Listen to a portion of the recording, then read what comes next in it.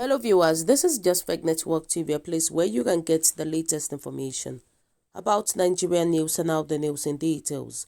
Obasanjo, Atiku meet a damaged economy in 1999, but instead of blaming the military, they worked.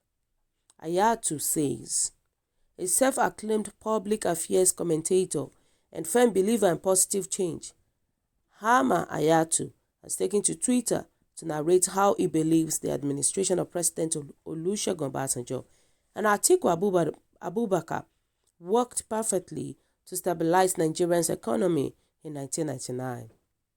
Hayatu, a man who once claimed to be a firm believer of the Muhammadu Buhari administration until 2017, made this known via his Twitter page, where his article was sourced from. According to him, when the government of Olusegun Obasanjo and Atiku came into power in 1999, they met an economy devastated by the military, but instead of lamenting, they hit the ground running and ensured that the economy is private sector driven. Hayatu wrote that Atiku Abubakar was made the chairman of privatization and was tasked with the rejuvenations of the economy. And among the first things both he and Obasanjo did was to introduce the minimum wage because there was none, and civil servants who usually earn a little as 600 naira monthly were made to earn 5,550 as the new minimum wage. This increase allegedly lubricated the nation's economy to the path of growth, quality of life improved, and having realized the importance of finance, the government made sure commercial banks had public sector funds so that these funds will be used to finance businesses instead of leaving them idle in the Central Bank of Nigeria. And as this bank gave out loans, businesses began to expand and the economy improved. The Central Bank of Nigeria, he also recalled how in 2001, the Obasanjo and Atiku administration gave the license to GSM, which brought about the telecommunications revolutions. And as banks expanded, young people were being recruited, and he, Hayatu, was one of them. The textile industry thrived, and there was a clear vision to where the economy was headed. By 2003, Nigeria's economy grew by 14%.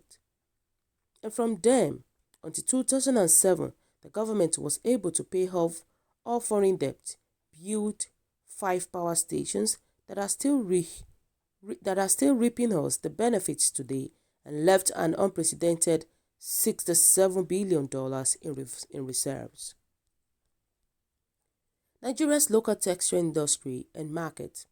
It was this reserve that became a buffer for Nigeria when the globe was hit with economic crisis in 2008, and sadly all things began to dwindle until we found ourselves in this current situation where Nigeria is the poverty capital of the world, mainly due to the lack of visionary leaders in subsequent times, where squandermania is the order of the day and nepotism with corrupt strife.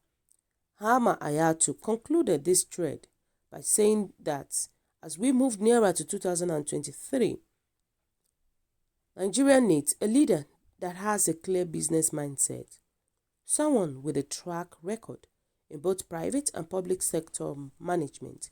He asserted that the mission of this ideal president in 2023 should be to save our future as Nigeria, which has been decimated in administration, economy, and security.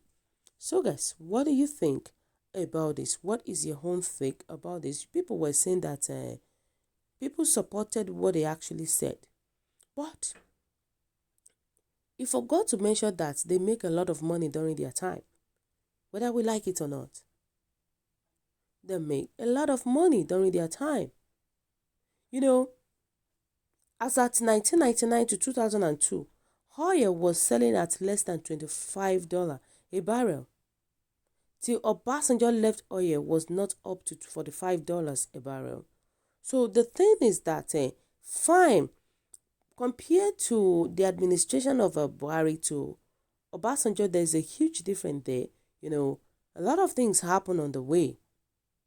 But let's not forget that there has been corruption in all past governments. Corruption has been there. Even during Obasanjo time, Obasanjo spent 8 good years in the administration, and we cannot even pinpoint what he has done, except for the GSM, the ATM that we have today, all those ones that we have today.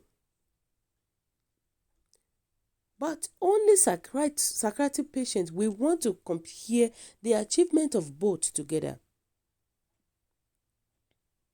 Because if Buhari was in power in 1999, I'm telling you, Nigeria would have been worse, in fact, more worse than Somalia that we have. That's just the reality about it.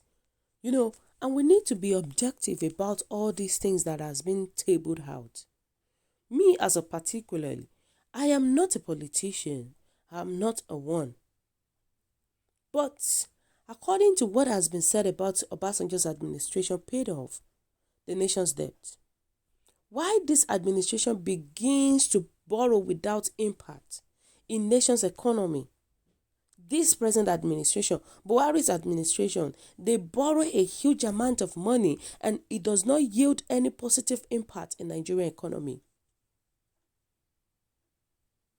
And we must not be sentimental.